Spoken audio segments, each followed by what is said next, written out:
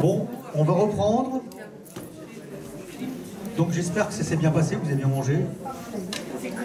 Bien que perso, voilà. Moi j'ai bien mangé, donc c'est le principal. Donc Maxence va relancer la présentation. On va relancer tout ça. N'hésitez pas à poser des questions, il n'y a pas de timidité, il n'y a pas de mauvaises questions, comme on dit, c'est comme à l'école. Il n'y a jamais de mauvaises questions. Il y a toujours des mauvaises réponses, parfois. Donc voilà, je passe le micro à Maxence et puis bon après-midi. Merci. Rebonjour. Alors, cet après-midi, le programme a un petit peu bougé de façon à prendre en compte les remarques qu'on a pu avoir de ce matin. Donc, on va avoir Jean-François au sommaire du MUFON qui va nous présenter cette organisation mondiale, la plus grande actuellement existante, créée en 69, d'origine américaine. Et donc, Jean-François va nous en parler et aussi, nous présenter ce qui est spécifique à la France et à la Belgique. On va enchaîner après, à la suite de la discussion avec lui, avec Sylvain Matisse, qui nous présentera les questions des ovnis, des objets en tout cas sous-marins non identifiés, des objets aquatiques non identifiés. Et là, on fera la pause. Et en même temps qu'aura lieu cette pause, c'est là où on fait la discussion avec les auteurs, la signature des ouvrages, ce qui permet que ceux qui prennent des cafés d'abord et viennent chercher les dédicaces après, ou ceux qui font les dédicaces d'abord et les cafés ensuite, voilà, ça permet comme ça que chacun pourra se partager, plutôt qu'on ait tout le monde qui fasse la queue en même temps. Et alors qu'on aura tout le monde qui va prendre un café en même temps. Voilà, on va fusionner les deux, ça permettra d'avoir un temps de pause plus large, et un temps aussi de signature, de dédicace plus large. Jean-François, tu es d'une élégance légendaire. Comme je disais ce matin, quand on est beau, on a pas bien s'habiller. Vous m'entendez, ouais. Comme je disais ce matin, quand on est beau, on n'a pas besoin de bien s'habiller, donc... Oui, et puis surtout, tu as des lunettes magiques qui s'adaptent à la luminosité ambiante, et donc comme nous sommes dans le sombre, elles sont transparentes, et dès qu'il y a la lumière, elles deviennent Man in Black.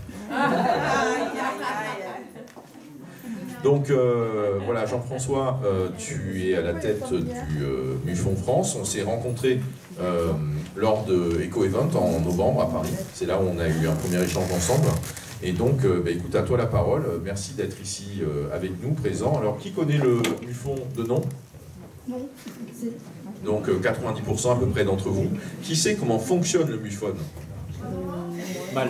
Ok. Je suis désolé. Ouais, non, mais justement, c'était ma troisième question qui était une question, non pas piège, mais une question disclaimer. Qui est membre du MUFON? Ok, donc en gros, c'est la rangée du fond, pour ceux qui ne se sont pas retournés, qui n'ont pas vu. Quoi. Voilà. Bon, merci à tous de votre attention. Jean-François, à toi le micro. Alors bonjour à tous. Donc, comme il a dit Jean-François Obsommer, donc je suis le directeur du MUFON pour la France, la Belgique, maintenant la Suisse, les Pays-Bas. J'ai un peu une double peine aujourd'hui, c'est que déjà j'interviens pendant la digestion. J'espère que je ne vais pas être soporifique. Et puis surtout je passe derrière Eric Zurker qui est un très bon très bon ufologue et puis qui s'exprime vraiment bien. Donc voilà, je vais essayer d'être à la hauteur aussi de l'événement. Donc ça sera en deux parties. La première partie, ça sera la présentation du MUFON, qui on est, ce qu'on fait. Et puis la deuxième partie, ce sera je vous présenterai rapidement deux cas identifiés. Et voilà, pour voir un peu comment on peut identifier des cas. Et deux cas, pour le moment, on n'a pas réussi à identifier. Voilà, donc j'espère que j'aurai le temps de tout faire. Je vais essayer de ne pas aller trop vite sur la présentation, comme ça j'aurai peut-être assez de temps après pour les...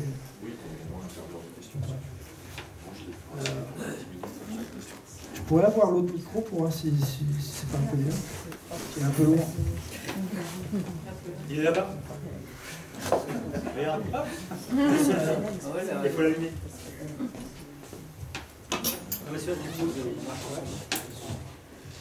C'est peut-être... Et bien sûr, vous avez le droit de rallumer vos téléphones portables après la conférence.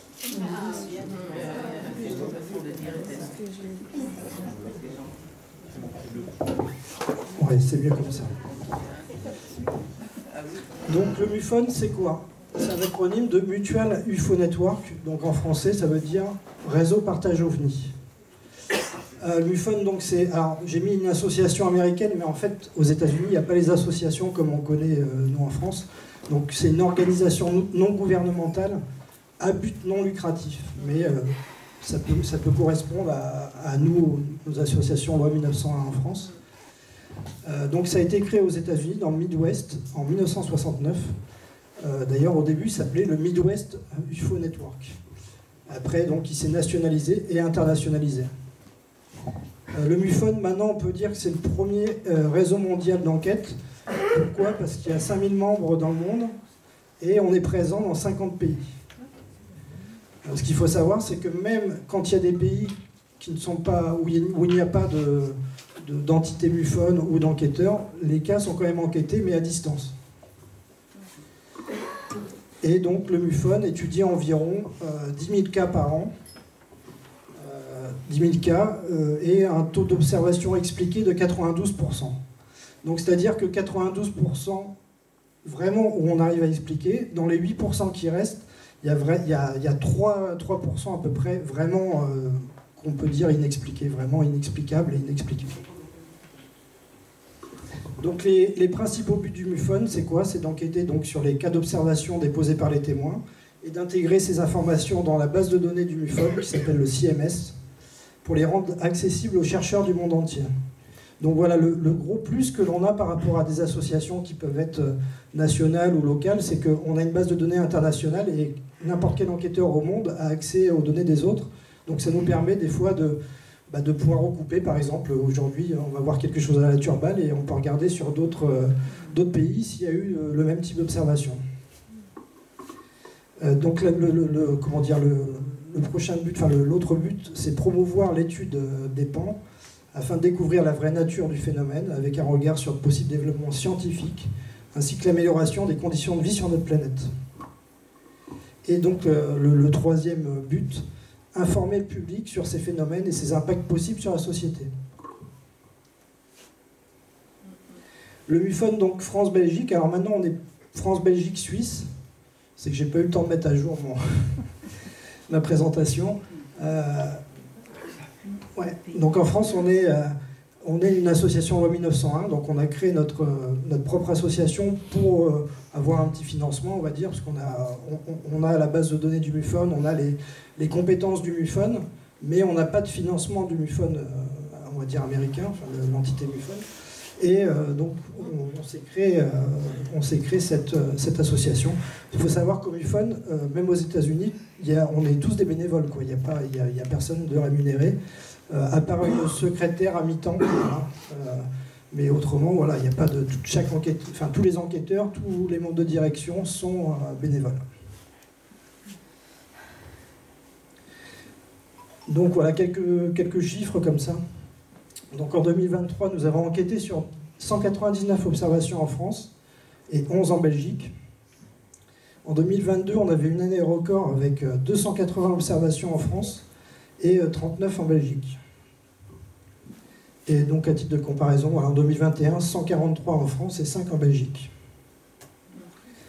Donc là, c'est la carte des observations qu'on a reçues de 2021 à 2023. Donc vous pouvez voir quelques cas, un cas en Angleterre, après donc aux Pays-Bas, Suisse, Belgique, et aussi Espagne et Portugal. Parce que maintenant, Éric Barouillet, que vous verrez demain, qui est directeur adjoint, est directeur du MUFON pour le Portugal et l'Espagne, parce qu'il n'y a plus de direction dans ces pays. Donc, on va dire les plus intéressants pour nous, ce sont les points rouges. Les points rouges, ce sont les cas que l'on a classés inconnus, qu'on n'a pas réussi encore à déterminer ce que ça pouvait être. Et donc, bleu c'est tout, enfin blanc, bleu et bleu, voilà, ce sont des cas identifiés, parfaitement identifiés. Et en jaune, les enquêtes sont encore en cours. En sachant que nous, on a, moi je reviendrai après dessus, mais on a un temps pour les fermer. Et il faut savoir, quand on ferme un cas, on peut le rouvrir n'importe quand. Il n'est jamais entièrement complètement fermé. Donc ça, c'est voilà, les observations en 2023. Donc vous voyez 199 en France, 11 en Belgique.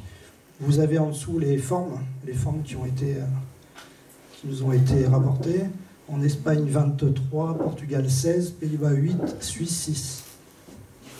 Donc bien souvent, on a plutôt affaire à des sphères, à des cercles. Vous voyez, c'est ce qui revient le plus souvent. Bon, après, on a bien sûr les triangles ou d'autres formes qui reviennent, mais principalement, ce sont des cercles ou des sphères. Au MUFON, nous publions, enfin en France, donc le MUFON américain publie, quand on est adhérent au MUFON américain, on reçoit le MUFON Journal, qui est un mensuel. Et quand on est adhérent au MUFON France-Belgique, on reçoit un magazine numérique, alors il est uniquement numérique, et c'est un magazine trimestriel, donc avec nos enquêtes, nos meilleures enquêtes, nos actualités. Voilà, donc en échange d'une adhésion, on envoie tous les trimestres ce magazine. Voilà, donc là c'est le dernier numéro qui est sorti au printemps. En gros, c'est un par saison. Donc qu'est-ce qu'on fait aussi? Voilà, des fois, on est comme aujourd'hui à la rencontre du public. On va laisser couper. Donc l'année dernière, on était sur la Foire Expo de Bordeaux. On a été partenaire de la 100e Foire Expo de Bordeaux. Donc on a rencontré vraiment beaucoup de monde. C'était plus de 200 000 entrées. Donc ça a été vachement intéressant parce dans ce genre d'événements comme aujourd'hui, bon, vous êtes quasiment tous des passionnés d'ufologie, on va dire, ou des curieux d'ufologie, mais là, on a vraiment rencontré le grand public qui, des fois, ne connaissait pas du tout notre existence même. Donc voilà, c'était super intéressant. Pour l'occasion, on avait fait donc une exposition d'affiches. Alors vous pouvez en retrouver quelques-unes. C'était pas toute l'exposition, mais là, par exemple, ces deux-là et celles qui sont derrière notre stand là-bas en faisaient partie.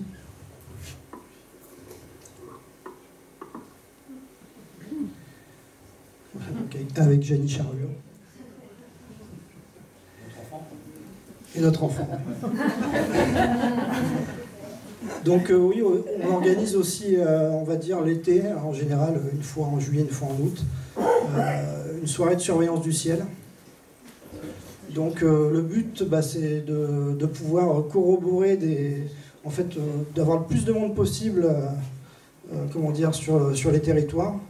Là, par exemple, c'était les inscrits.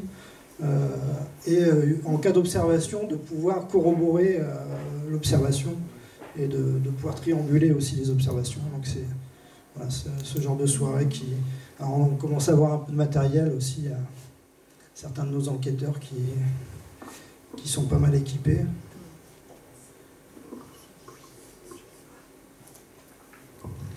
Donc qu'est-ce qu'on fait aussi? On passe sur une émission, c'est Jenny Chariot qui passe sur une émission de MUFON international, donc avec les Québécois et nos amis québécois. Voilà, donc c'est mensuel, Jenny, il me semble. Hein. Voilà. Donc une radio locale québécoise qui diffuse sur Internet, et donc on peut suivre en direct ou en podcast après l'émission. Qu'est-ce qu'on fait aussi? On a publié un livre parce que bon, on engrange des observations, mais on essaie aussi de partager avec le public. Donc l'année dernière, on a sorti notre premier livre qui est disponible là donc c'est 7 enquêteurs différents, chacun un chapitre, et donc chacun parle un peu de son parcours, de ses enquêtes, les enquêtes qui l'ont marqué ou les enquêtes les plus passionnantes, on va dire. Et voilà, donc c'est une manière de nous découvrir un peu plus concrètement. Le MUFON, c'est quoi aux États-Unis? C'est un grand symposium annuel, voilà, où il y a les plus grands noms de l'ufologie qui y passent chaque année. L'année dernière, on a eu la chance, donc Pascal Marc, qui est ici, qui est enquêteur en MUFON en France, qui nous a représentés au symposium du MUFON. Et donc on a été élu chapitre de l'année 2021, parce qu'il n'y avait pas eu de chapitres internationaux avec le Covid qui avait pu être présent l'année dernière, enfin l'année d'avant, pardon, en 2022. Donc en 2023, le MUFON France a reçu le titre de chapitre de l'année, et l'année dernière, c'est donc le Québec qui a reçu le chapitre de l'année 2022.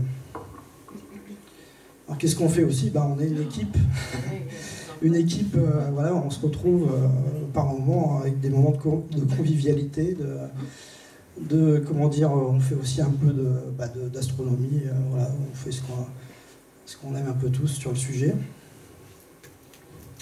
Nous étions présents à l'éco-event de la Sorbonne au mois de novembre. Donc qu'est-ce qu'on peut y faire au MUFON? Donc on peut déjà être adhérent. Donc comme je vous disais, en échange vous recevez ce magazine et vous nous soutenez financièrement en adhérant. On peut être ce que l'on appelle IRM. Donc ça c'est un statut qui existe que sur notre association. C'est investigateur apporteur pour le MUFON. Ce sont des bénévoles qui nous aident et qui font partie intégrante de l'équipe en fait, mais sans être enquêteurs. Donc ça peut être des personnes qui nous aident pour la rédaction du magazine ou en soutien des fois sur le terrain, mais voilà, c'est quand on n'a pas forcément envie d'être enquêteur mais qu'on veut aider. Après donc on peut être enquêteur de terrain.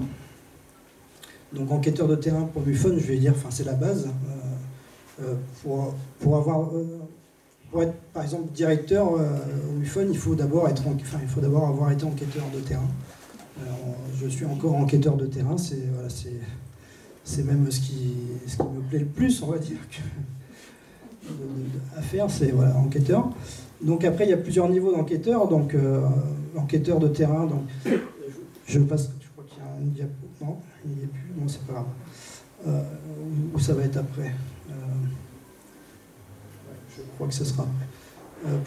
Pour devenir enquêteur de terrain au MUFON, il faut donc acheter un manuel aux États-Unis, en ligne, soit on l'achète en version papier mais on l'a qu'en anglais, ou comment dire, en ligne.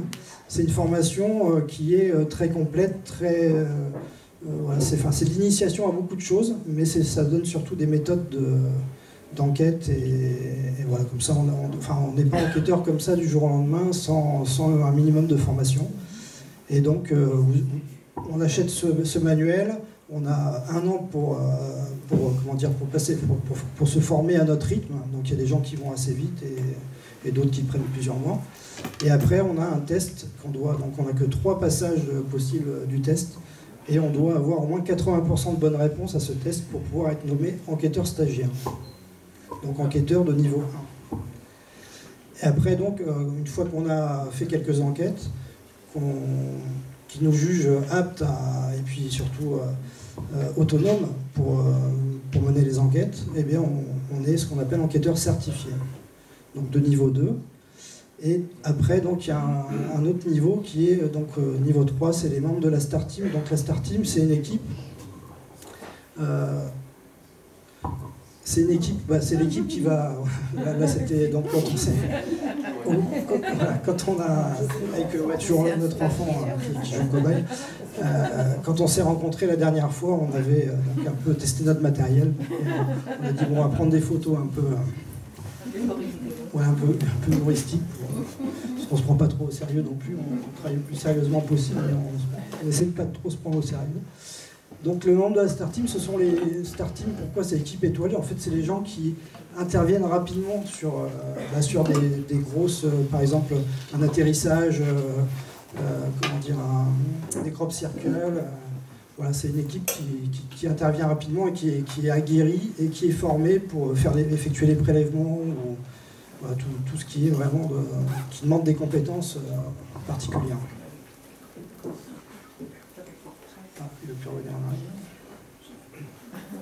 Voilà. Donc après on a quoi? Le CSG international, c'est l'équipe de soutien d'enquêteurs, c'est-à-dire ce sont des enquêteurs qui vont étudier les cas qui ne sont pas où il n'y a pas de MUFON en fait. Comme je vous le disais tout à l'heure, je vais dire par exemple l'Irak, actuellement il n'y a pas il n'y a pas d'enquêteurs. Donc bah, les cas, il y a quand même des observations qui sont soumises depuis ce pays. Donc ce sont des enquêteurs qui font partie de cette équipe et qui vont donc enquêter à distance. Mais au moins le témoin a toujours une réponse, même si voilà, la base et le mieux c'est le terrain, mais au moins on ne laisse pas les gens sans réponse et sans un minimum d'enquête. Donc la STER Team, voilà, je vais vous en parler. Il y a après donc l'équipe comment dire, de soutien et d'écoute aux personnes ayant été contactées ou abductées. Donc Eric vous en parlera plus longuement demain matin, parce que son intervention porte sur cette équipe. Et donc actuellement, il y a Janie, Eric, moi et Emma qui est aussi présente, qui est en formation pour devenir IRT. Donc là c'est pareil, il faut être enquêteur déjà à la base, et après avoir une ouverture pour pouvoir écouter ce genre de témoignage. Janie était passée dernièrement sur Nurea. Elle avait assez longuement parlé de ce côté-là du MUFON et ouais, un passage très, très intéressant. Donc après, on a le MUFON possède sa propre équipe de plongée. Donc il y a en 2003 Debbie Ziegler-Meyer et Tom Ferrario se sont dit il y a pas de, on est plongeurs nous, mais il n'y a pas d'équipe de plongée au MUFON, donc c'est bien beau. La planète est quand même recouverte d'énormément d'eau et on n'a même pas une équipe qui est capable d'aller voir ce qui se passe et d'aller chercher des éventuelles preuves ou traces. Donc voilà, ils ont créé cette équipe. Pareil, il faut être déjà enquêteur, il faut être plongeur aguerri pour pouvoir faire partie de cette équipe. Donc en France, il est présent aujourd'hui, il interviendra tout à l'heure. Le spécialiste du milieu aquatique en ufologie, on va dire, en France, c'est Sylvain Matisse. Il vous parlera plus longuement tout à l'heure de tout ça. Le MUFON possède aussi son propre laboratoire d'analyse, donc qui est basé aux États-Unis. Donc le MUFON est autonome par rapport à ça, ce qui est quand même une très très bonne chose, parce qu'on entend souvent en ufologie que des preuves disparaissent ou que les analyses ne sont pas forcément bonnes. Ben là au moins on sait d'où ça vient, entre guillemets, les analyses. Donc voilà. On a aussi donc une équipe d'analyse photo. Donc en France, on a aussi des photographes ou des personnes qualifiées qui peuvent étudier les photos. Mais aux États-Unis, il y a vraiment une équipe composée d'analystes photos, d'astronomes qui est très, très compétente et à laquelle on peut faire appel. Et là, on voit l'image, c'est Marc D'Antonio, le directeur de cette équipe, et on le voit régulièrement sur des documentaires américains, en fait. Il est très connu, il est assez connu là-bas. Voilà, donc j'en ai parlé, ouais, je cherchais ma slide tout à l'heure. J'en ai parlé rapidement tout à l'heure pour devenir enquêteur. Donc il faut être adhérent de l'association, passer la sélection. Alors la sélection, c'est plutôt, c'est pas forcément, on cherche pas que des ingénieurs. C'est pas ça la sélection, c'est plutôt par rapport au profil qu'on a déjà et à la géographie des personnes. La sélection va plutôt être basée là-dessus. Voilà.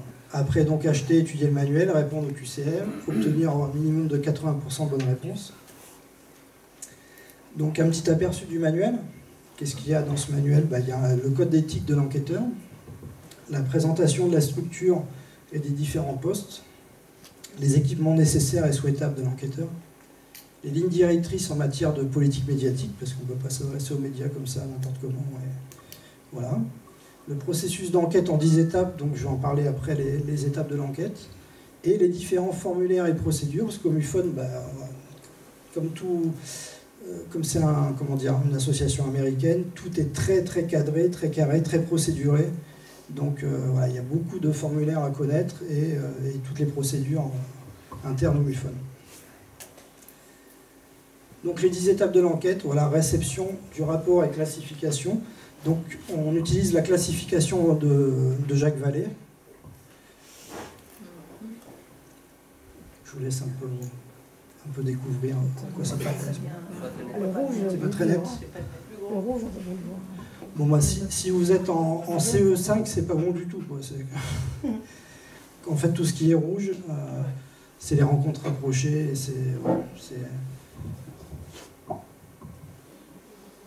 on la retrouve assez facilement, la classification Vallée en ligne. Donc quelques outils. Alors là, j'ai mis des outils qui sont disponibles au grand public. Donc c'est les outils que nous utilisons le plus souvent. Donc Stellarium, c'est un planétarium. Il nous permet de revenir antérieurement assez loin. Il nous donne la carte du ciel, la carte des astres, et de façon assez précise. Donc c'est un très bon outil. Even Above, il va vous aider à voir tous les passages de satellites par rapport au lieu où vous vous trouvez. Et puis les horaires, les azimuts, etc. Donc, si vous avez fait une observation d'un point blanc lumineux dans le ciel, vous allez sur Even Above et vous pouvez déjà écarter le satellite après. Après Destination Orbite, il recense tous les lancements de fusées qui ont été déclarés. On les retrouve depuis le début des lancements. Vigiciel, il nous aide sur tout ce qui est entrée atmosphérique, météorites, etc. Il y a un très bon site qui s'appelle Méprise du ciel. D'ailleurs, sur la fiche là, des méprises courantes, ce sont des images tirées du site Méprise du ciel, et il y a beaucoup de choses qui reviennent et qui sont bien connues maintenant. Donc un site très intéressant. Ça nous aide aussi souvent à expliquer aux témoins que, en fait, à donner une image vraiment de ce qu'il a pu voir et de pouvoir comparer. Donc c'est très intéressant. Flight Radar 24, donc un site qui montre le trafic aérien en temps réel. Quand c'est en temps réel, c'est gratuit. Je crois qu'on peut revenir 2 jours en arrière gratuitement. Marine Traffic, c'est la même chose, mais pour les bateaux. Photo Forensics. Alors Photo Forensics, c'est un outil en ligne d'analyse photo. Alors c'est surtout sur tout ce qui est métadonnées, ou si l'image a été retouchée par un logiciel. Ça va nous donner pas mal d'informations sur les images. Météo ciel, donc pour revenir antérieurement sur la météo, voir un peu connaître les directions, le vent qu'il y a pu avoir, les directions du vent, etc. Et puis bien sûr Google Maps, la première des choses, on va voir où c'était, donc avant d'aller sur le terrain, on peut déjà se faire une idée avec Google Maps. Alors maintenant on va passer au témoignage. Je ne sais pas combien de temps il me reste. 10 minutes au niveau de l'exposé, et ensuite on a un temps de questions ensemble. 10 minutes d'exposé? Oula, alors on va faire... Je vais vous passer donc un premier témoignage. Je viens d'Annebrooke un mercredi 18 mai 2022, vers 10h30. Je revenais avec ma conjointe de la déchetterie. Vous entendez? Ah ouais, c'est le ciel était bien dégagé. Lorsque mon regard s'est immobilisé sur cet engin qui ne m'était pas connu. Ma conjointe l'a observé aussi. Nous sommes restés stupéfiés parce que nous avons... C'est la même chose qui est écrite. Bon, c'est pas trop... Il n'y a rien de très complexe. Il sortait de la déchetterie. Il a vu un objet blanc qui passait.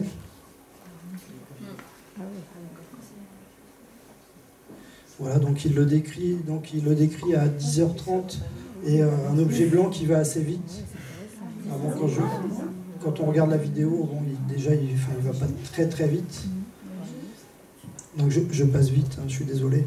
Donc le premier réflexe, donc là j'ai utilisé Photo Forensics pour voir, pour que ça me donne la date, l'heure de l'observation. Donc là on se rend compte qu'il n'était pas 10h30, mais qu'il était 10h58. Donc ce qui nous aide à préciser, pour pouvoir regarder par exemple sur Flight Radar, parce que comme c'est... Oui. C'est bon. Non, mais pour les prochains, ce sera bon. Là je passe vite, c'est un cas identifié. Donc, Donc tu m'as perdu. Donc je vais sur Flight Radar, comme c'était un objet volant, je vais tout de suite regarder. Et effectivement, voilà, alors là vous voyez 8h58, mais en fait c'est l'heure UTC, et nous on était UTC plus 2, donc c'était 10h58. À 10h58, pile dans l'axe de son observation, c'était en fait un Zeppelin. Voilà. Un ballon, un dirigeable. Et pourtant, vous voyez sur la photo, bon, de loin, même en grossissant, on voit pas de marquage. Mais pourtant, c'était bien un Zeppelin avec des marquages, mais de loin, on les voyait pas. Alors, un autre cas que je vais passer très rapidement, c'était aux Pays-Bas, donc en juillet 2023. Alors, sur la gauche, au-dessus de l'arbre, une dame qui, donc sur le coup, qui ne voit, pendant un orage, qui photographiait, elle ne voit pas de l'objet. Par contre, en regardant les photos le lendemain, elle voit ce qu'elle a appelé un triangle noir.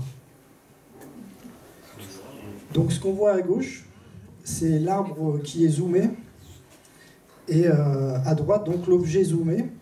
Donc, en zoomant, on s'aperçoit que, comment dire, enfin, déjà en regardant comme ça, moi je m'aperçois que ça ressemble à un papillon de nuit. Et donc je demande à Janie qui est photographe de métier, ce qu'elle en pense. Et donc elle grossit l'arbre, elle grossit l'objet.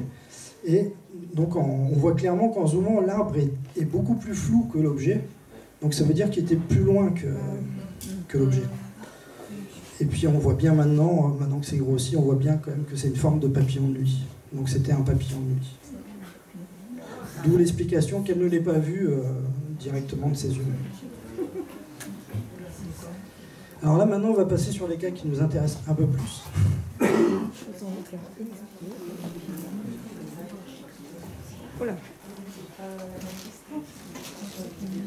Mardi 13 décembre 2022, autour de 17h50, tombée de la nuit, ciel peu nuageux, vent 110 degrés de nœud. Alors que je suis en poste à la tour de contrôle, je me fais relever par un collègue pour aller fumer une cigarette sur la terrasse de la tour lors de ma pause. En sortant sur la terrasse, quelques secondes après m'être fait relever, je remarque une masse sombre avec un petit point lumineux en mouvement dans le ciel au nord-est de la tour, hauteur environ 400 mètres, distance environ 500 mètres. Elle se déplace de l'est vers l'ouest, au nord de la tour. Venant de quitter mon poste, je sais qu'il n'y a aucun aéronef au nord de la tour. Je réouvre la porte pour demander à mon collègue s'il a quelque chose au radar dans le nord des installations. Celui-ci me dit que non, à part un appareil sans contact avec nous, mais à 14 000 pieds. En regardant plus haut, je finis par voir l'avion qui transite vers Biarritz, mais qui ne correspond en rien à la masse sombre que je vois se déplacer à basse altitude. Mon collègue fait aussi l'observation visuelle en me rejoignant. De l'avion, plus haut, et aussi de cette masse sombre. Plein nord de la tour, la lumière s'arrête, mais on distingue encore l'objet qui finit par disparaître au lointain dans le nord-ouest. Pour lever le doute, je rentre dans la tour pour appeler Marina, organisme militaire avec radar primaire, pour lui demander s'il a vu quelque chose au nord de chez nous. Rien. À part l'appareil niveau 140 à destination de Biarritz, rien dans les basses couches. Je signale le phénomène à la brigade de gendarmerie du transport aérien de Pau, et alors que je suis au téléphone avec eux, 5 minutes environ après la première observation et alors qu'un Air France arrive en finale pour se poser, un deuxième objet apparaît au nord-est, en parallèle au nord de l'Air France, en finale sur la piste 31. Ce deuxième objet a une lumière plus importante au départ, et une lumière plus jaune que blanche comparé au premier objet. Il a la même trajectoire que le premier, un peu plus près de la tour je dirais, toujours de l'est vers l'ouest, en parallèle de la piste au nord de la tour. La question est posée à l'Air France en finale, qui lui ne voit rien. Nous, les 3 collègues, avons vu le deuxième objet. Je le perds visuellement à partir du travers nord de la tour, car étant au téléphone, je ne peux pas me déplacer. Ma collègue le suit visuellement depuis l'intérieur de la tour. Travers nord, la lumière disparaît. Elle distingue toujours l'objet, et celui-ci disparaît finalement comme le premier dans le nord-ouest. Avec l'habitude des avions légers, j'estime la vitesse des 2 objets entre 100 et 150 km. Voilà, donc je vous fais un peu le contexte, je vais aller rapidement pour qu'on puisse avoir les autres témoignages. Donc c'était il y avait trois contrôleurs aériens dans une tour de contrôle française d'un aéroport français. Je ne donne pas le nom exprès, bon, peut-être que certains vont peut-être reconnaître des images, mais je demanderai de pas le divulguer pour protéger les témoins, parce qu'en fait on a un chef de tour de contrôle qui témoigne, on a une contrôleuse aérienne qui témoigne, qui ont vu tous les deux. En fait ils étaient 3 dans la tour. Le 3e a vu, mais il nous a simplement dit oui j'ai vu comme eux, mais bon, ça n'intéressait pas plus que ça. Mais voilà, on a quand même eu deux témoignages sur 3. Voilà, depuis cette tour de contrôle. Je vous passe rapidement et je vais vous laisser écouter le deuxième témoignage. Je remercie des enquêteurs du MUFON qui ont bien voulu lire à la place des témoins les témoignages pour que ce soit un peu plus ludique et que ça me fasse un peu moins parler. Le 13 décembre dernier, j'étais de service à la tour de contrôle en compagnie du chef de la tour et d'un autre collègue. Je suis à mon poste à la piste. Je vois entrer précipitamment depuis la terrasse notre chef de tour qui était en pause et qui demande si on a un écho radar pour un objet non identifié qui se déplace du sud-est vers le nord-ouest, au travers nord du terrain. Mon collègue lui répond qu'il n'a rien, excepté un avion à 14 000 pieds, direction Biarritz. Ils sortent tous les deux sur la terrasse, notre chef de tour avec des jumelles, et ils voient visuellement le trafic à 14 000 pieds, et aussi l'objet sombre grand comme un hélicoptère sphérique, légèrement ovoïde, ayant une petite lumière blanche intense et fixe.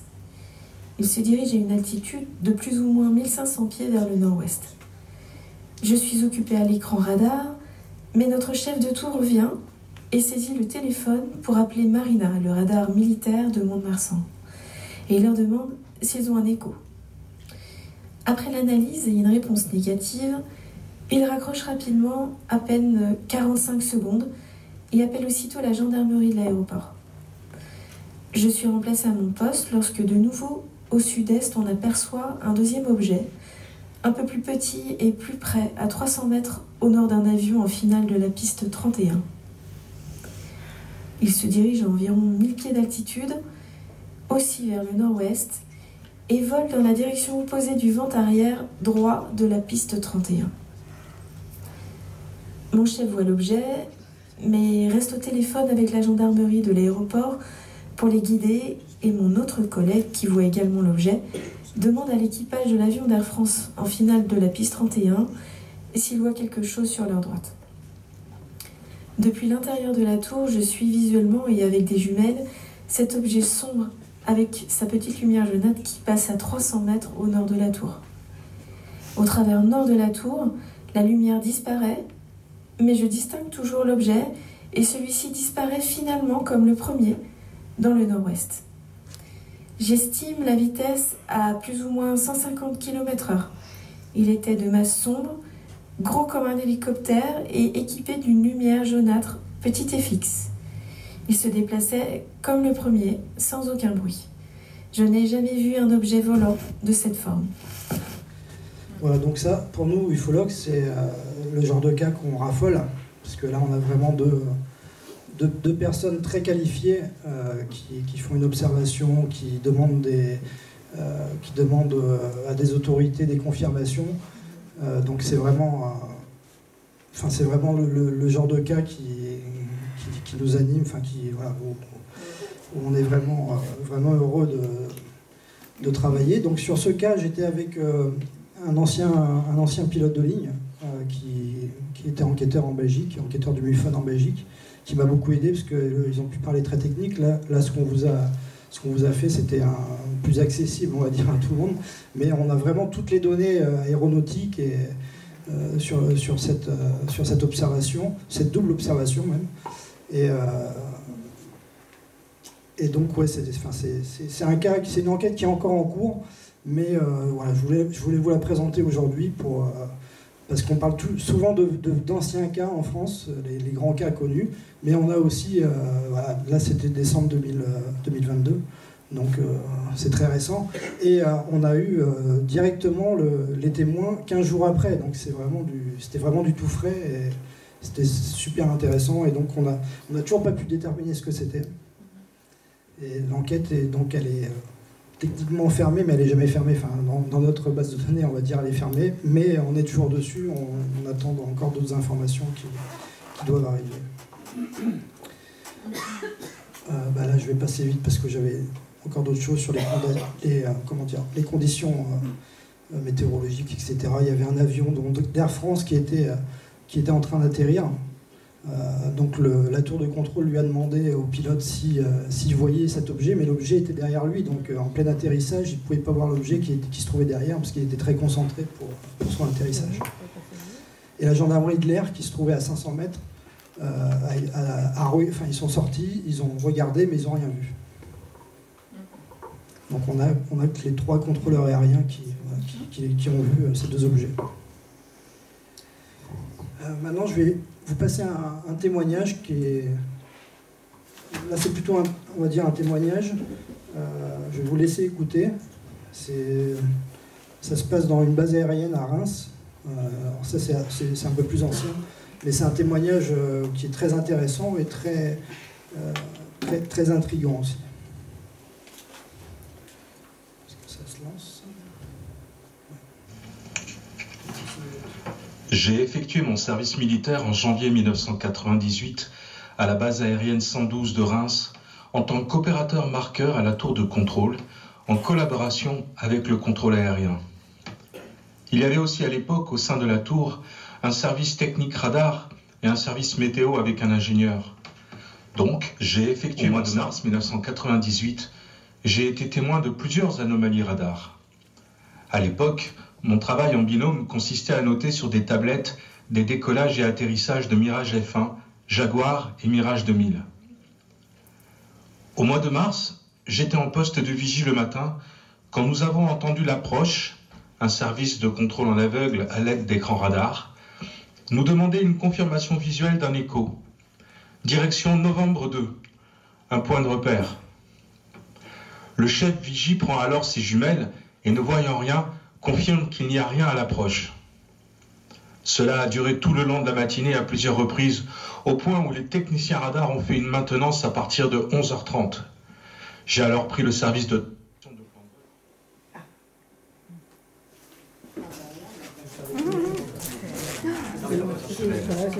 Je veux spécifier que je n'ai pas de retour sur la maintenance et qu'il ne s'agit pas d'un problème technique. Vers 15h30, un appareil de type Jaguar se présente en approche pour un touch and go. Il s'aligne en 07 et nous entendons le contrôle d'approche guider le pilote pour sa manœuvre. C'est alors que le radar anti-collision du Jaguar reprend la main et redresse l'appareil signalant un obstacle sur la piste. Nous voyons alors l'avion se cabrer et reprendre de l'altitude. Le directeur des vols intervient alors sur la fréquence et demande au pilote de couper l'anticollision et de retenter une approche. Bien qu'hésitant, le pilote accepte et fait atterrir finalement le Jaguar pour maintenance technique du système radar. Bien évidemment, au moment de l'incident, il n'y a rien de visible sur la piste. Le lendemain, le pilote se présente à la tour pour nous demander des cartes afin de faire son plan de vol retour sur Saint-Dizier. Je lui donne donc les éléments et lui demande si sa panne est réparée, lui indiquant que j'étais dans la tour au moment de l'incident. Sa réponse plutôt sèche me surprend. Pas de panne, c'est un vieil avion. Circuler, il n'y a rien à voir. Ces anomalies ont duré plusieurs jours. Les techniciens radars ont même été convoqués par le commandant de la tour, du fait de trop nombreuses maintenances paralysant les vols. À l'époque, la météo était humide et brumeuse. Au mois de juillet 1998, j'étais d'astreinte de nuit, comme on disait. Il faut savoir que les vols de nuit à l'époque étaient les mardis et jeudis. Je crois me souvenir que ce soir-là, ce n'était pas le cas. Donc, c'était un lundi ou un mercredi, la 3e semaine. Dans la tour, il ne restait que moi et le météo. Ce soir-là, rien de notable, pas d'atterrissage civil. Nous étions couplés à une aérogare, ni militaire. J'ai reçu plusieurs avis de plan de vol, mais rien qui me concernait directement. Vers 23h, je me couchais dans la chambre d'astreinte, dans la tour, souhaitant avant bonne nuit au météo et vérifiant toutes les issues. Au milieu de la nuit, le téléphone se met à sonner. Nous faisions aussi l'accueil d'appareils pour des transports d'organes. Je raccroche alors et il se remet immédiatement à sonner. Je redécroche et à nouveau personne. J'entends que les autres téléphones de la tour sonnent. Je cherche alors à allumer la lumière sans succès. En tâtonnant, je sors dans le couloir en survêtement et descends toujours à tâtons dans le hall de la tour en cherchant à allumer chaque pièce sans succès. Je retrouve l'ingénieur météo, paniqué, qui me demande ce qui se passe. Il faut comprendre que les téléphones sonnent, ce qui accentue encore l'effet surréaliste. J'avoue que nous n'en menions pas large. Pas de lumière. Des téléphones qui sonnent dans toutes les pièces. Le météo va vérifier que la porte du sas d'entrée est bien verrouillée. Il s'arrête net. Le radar Centaure n'est plus éclairé et ne tourne plus. Nous sortons devant car le digicode ne fonctionne pas. Tout le monde peut rentrer. Nous entendons les chiens qui sont de l'autre côté des pistes hurler à la mort. Je sens mes poils se dresser. J'ai une impression de lourdeur comme s'il y avait quelque chose au-dessus de nous. On ne voyait pas d'étoiles. C'est l'ingénieur météo qui me fait la remarque. Pour lui, le ciel devrait être clair. On devrait voir les étoiles. Mais là, rien. On est blanc comme linge et on rentre immédiatement. Je me souviens que les téléphones sonnaient encore et que nous nous sommes enfermés dans la cuisine. Finalement, au bout d'une heure, je crois, j'ai entendu quelqu'un frapper à la porte, s'identifiant comme l'escadron de protection. Nous ouvrons au mec qui nous demande si on n'a rien vu de bizarre, quelqu'un ou... Je réponds que non et je prends conscience que les téléphones ne sonnent plus et que les commandos inspectent la tour avec des chiens excités. J'avais vraiment l'impression qu'ils cherchaient quelque chose. Finalement, au bout de 2 heures à nous poser des questions et à inspecter les lieux, ils repartent. Et l'électricité étant revenue, panne générale d'après le chef commando, nous verrions tout et veillons jusqu'à 6 heures du matin. Les collègues arrivent et me font remarquer que mes yeux sont bouffis, comme un boxeur. Je dois rentrer chez moi, mais je me fais alpaguer par le commandant qui m'envoie à l'infirmerie. Pour mes yeux, idem pour mon collègue. Je finis par repartir avec des gouttes pour conjonctivite et une prise de sang et je rentre chez mes parents. Je me couche. Il est 11 heures du matin. Je vais me réveiller le lendemain à 6 heures du matin. Je reprends le bus et arrive à la tour à 7h45. Je suis convoqué à nouveau chez le commandant vers 9h. Là, un homme l'accompagne et me pose un tas de questions sur ce qui m'est arrivé, revenant sans cesse sur des détails. Les téléphones qui sonnent, les chiens, etc. Il me demande à plusieurs reprises combien de temps je suis resté dehors à regarder le ciel. À vrai dire, je n'en savais rien, mais pas longtemps. Il me fait signer un formulaire d'habilitation secret défense et me défend d'en parler sous peine de poursuite. Depuis, je dors assez mal, me sentant épuisé au réveil de façon régulière, alors qu'avant je dormais comme un bébé. D'après mon épouse, il m'arrive d'avoir des crises de panique, somnambuliques, dont je ne me souviens pas. Voilà, je ne sais pas si cela peut vous aider, mais sachez que cette base est fermée aujourd'hui. Je préférerais que mon nom ne soit pas cité, mais mon témoignage peut être publié. Voilà, donc je ne pouvais pas partir sans vous faire écouter ce témoignage qui est quand même très intéressant. Mais il n'y a pas d'observation directe parce qu'en fait, il ne voyait même pas le ciel. Donc soit c'était quelque chose qui était tellement immense et sombre qu'il ne voyait plus le ciel. Mais le témoin lui-même n'est pas sûr en fait d'avoir fait, on va dire, une expérience ufologique. Alors voilà, c'était les slides que j'avais l'intention de passer pendant le témoignage, mais qui, pour raison technique, on n'a pas pu. C'était le type d'avion qu'il y avait sur cette base. Ça, c'est le Jaguar dont il parlait. Une base militaire. Oui, c'est une base aérienne militaire. C'était la base de Reims qui est fermée maintenant. Et c'était une fermeture programmée ou ça coïncide? Oui, non, ça a été fermé. Ça a été fermé quelques années après, hein, ça n'a pas été fermé immédiatement après.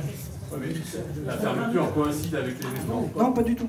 Non. C'est plusieurs années après que la base a été fermée. Et les commandos, comment ça se fait qu'ils sont intervenus? Parce que, d'après eux, la panne de courant, on va dire. On est en train de glisser sur les questions, donc c'est très bien, donc on va continuer.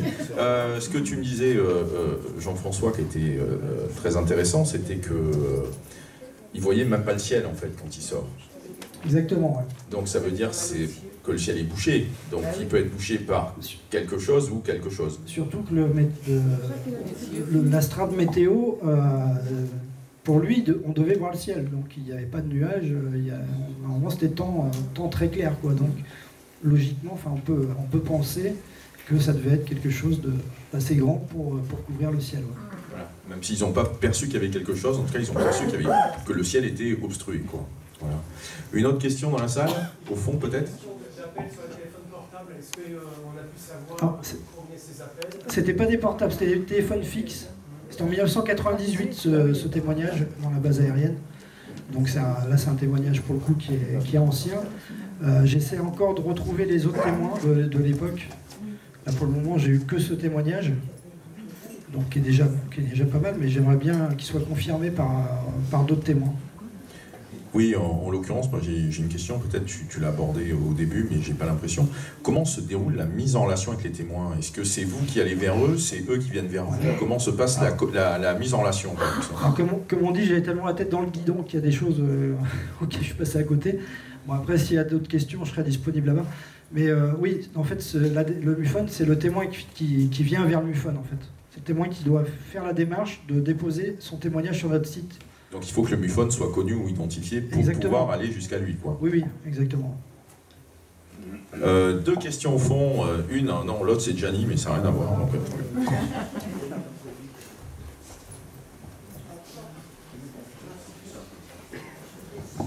Oui, l'homme qui dit qu'il a la conjonctivite aux yeux, là, et qui a fait après des cauchemars, est-ce que ça a duré longtemps ou c'était juste ponctuel? Alors, la conjonctivite, enfin, ce qu'on lui a dit être une conjonctivite, ça n'a pas duré très longtemps, quelques jours. Par contre, les cauchemars, peut-être même encore maintenant, ça peut lui arriver d'en faire. Il était tout seul de l'équipe à avoir eu ça ou... Oui, c'est le seul qui a eu ces marques, ouais. Une autre question du même ordre. Tu évoquais qu'il y a un temps, en quelque sorte, d'activité du cas avant qu'au niveau de la base de données, et méthodologiquement c'est très intéressant, on décide de clôturer le cas, même si effectivement on peut continuer à le mettre à jour, on peut continuer à agréger des données dessus. Mais est-ce qu'il y a un suivi dans le temps des témoins? Est-ce qu'il y a des études à plus 5 ans, plus 10 ans, par rapport comme ça à ce qu'on peut appeler des cohortes de témoins qui, grâce à ce mode de fonctionnement du MUFON où les gens viennent s'auto-déclarer en quelque sorte, s'auto-enregistrer et abonder dans les bases de données, donc sans qu'on s'occupe en gros, on pourrait dire du contenu de leur témoignage, savoir en tout cas au niveau de ce qu'ils deviennent et comment ils se sentent à plus 5 ans, plus 10 ans après les observations, notamment en appliquant des questionnaires de psychologie qui sont un peu standardisés. Alors, pour tout ce qui est, on va dire, la partie RT, et Eric le dira demain, c'est un long suivi. Pour des observations comme là, ce témoignage, bon, c'est un témoignage que moi j'ai reçu en juin 2021 de mémoire. Voilà, je suis encore en contact avec le témoin.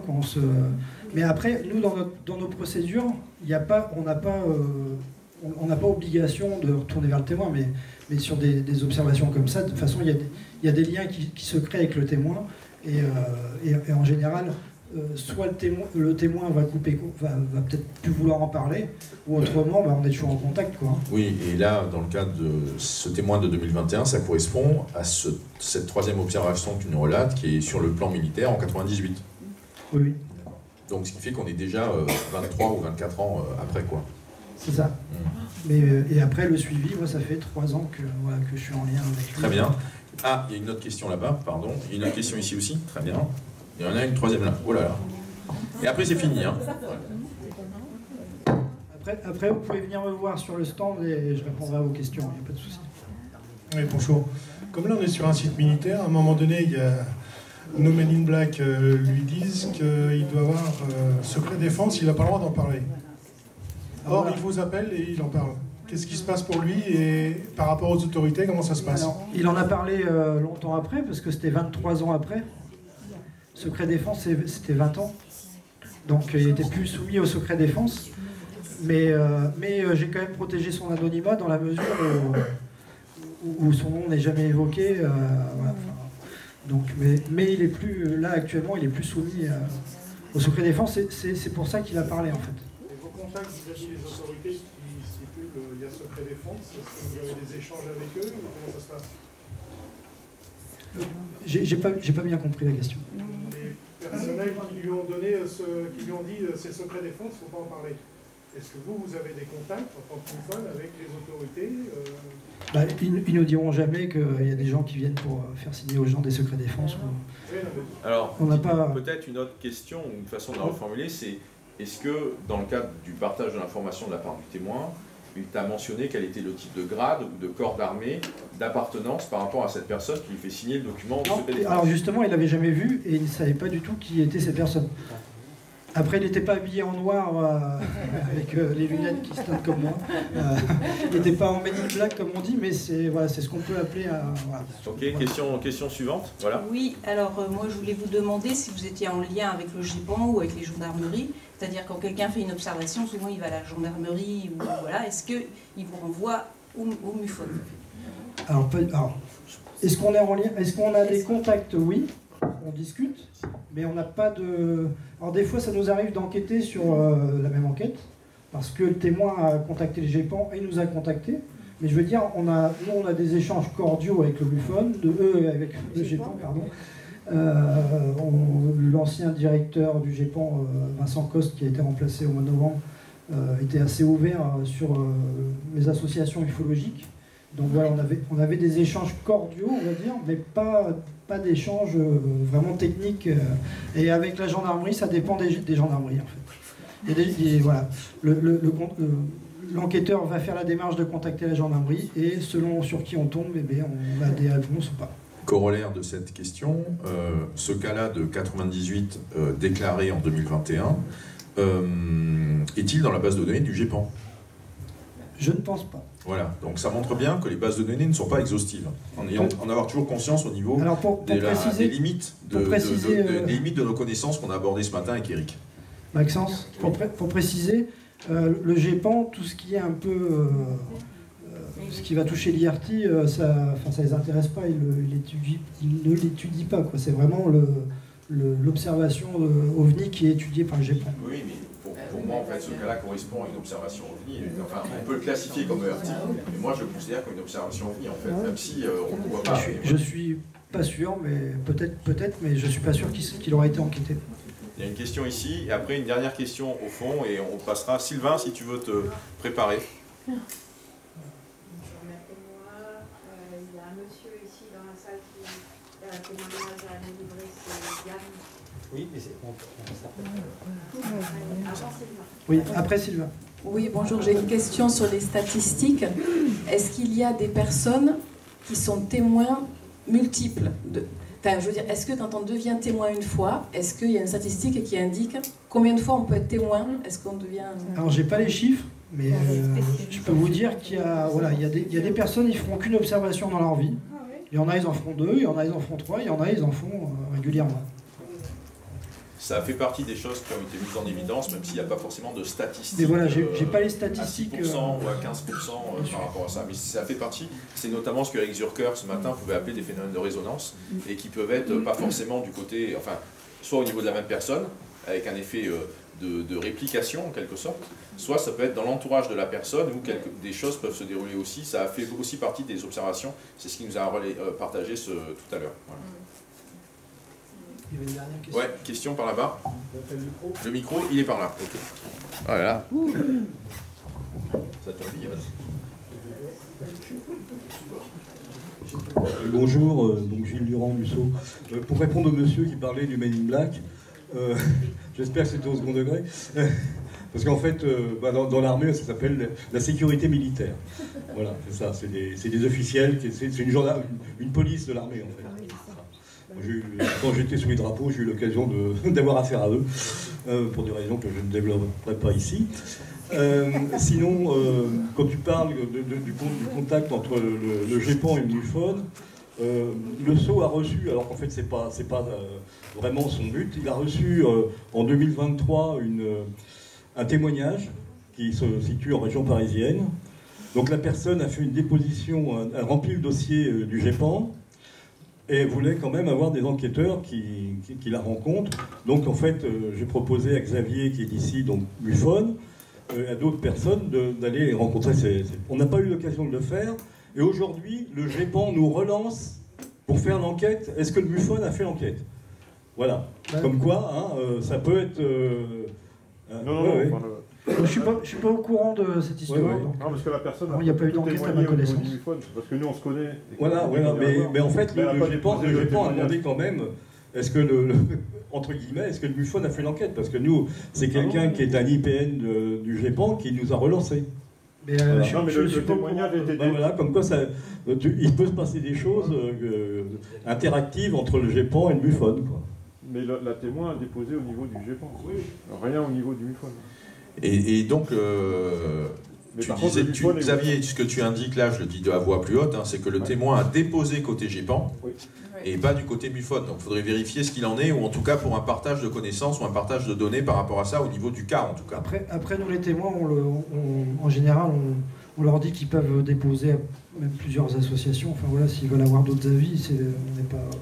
C'est souvent le cas d'ailleurs. Il y a souvent des personnes qui déposent au GEPAN et ensuite ils viennent vers le MUFON. Par contre, on a beaucoup de personnes qui déposent au GEPAN et qui après se tournent vers nous parce qu'ils n'ont pas eu de réponse, tout simplement. Par exemple, l'histoire de la tour de contrôle, ils avaient contacté le GEPAN le jour même et ils nous ont contactés 10 jours après. Donc, voilà, on a quand même beaucoup soit de déçus du GEPAN ou des fois des témoins qui font les deux démarches vers le GEPAN et vers nous. Voilà, je vous remercie. Merci Jean-François.